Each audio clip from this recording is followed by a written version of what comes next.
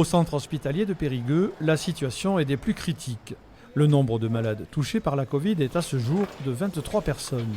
10 patients sont actuellement en réanimation, 13 bénéficient de soins dans d'autres services.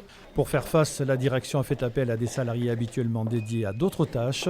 Certains actes non urgents ont été annulés. Nous avons procédé à des renforts de personnel par redéploiement interne grâce à la déprogrammation d'une partie de l'activité de chirurgie à hauteur de 40%, donc 4 salles de bloc qui sont actuellement fermées, et 15 lits d'hospitalisation complète en chirurgie que nous avons également fermés récemment.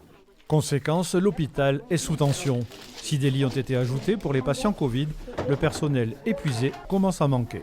Nous avons un absentéisme qui est assez soutenu, une certaine fatigue aussi du personnel qui est sur le pont depuis un peu plus d'une année maintenant. Côté syndical, l'hôpital public est vu comme un malade chronique. Des suppressions d'effectifs dans le passé expliquent en partie qu'aujourd'hui, on manque de bras pour combattre le virus. On est peut-être des guerriers, mais on est des guerriers sans fusil aussi, parce que si on n'a pas du personnel auprès du malade, on ne peut pas fournir de la qualité de soins comme on voudrait. Un hôpital qui en plus a dû mobiliser du personnel pour aider à la vaccination, un service nécessaire qui a aussi des conséquences humaines pour le centre hospitalier.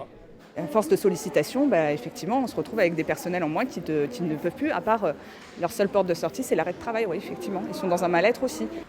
Avec un taux d'occupation en réanimation à 84%, la charge de travail augmente, de quoi expliquer l'état de grande fatigue de l'hôpital de Périgueux.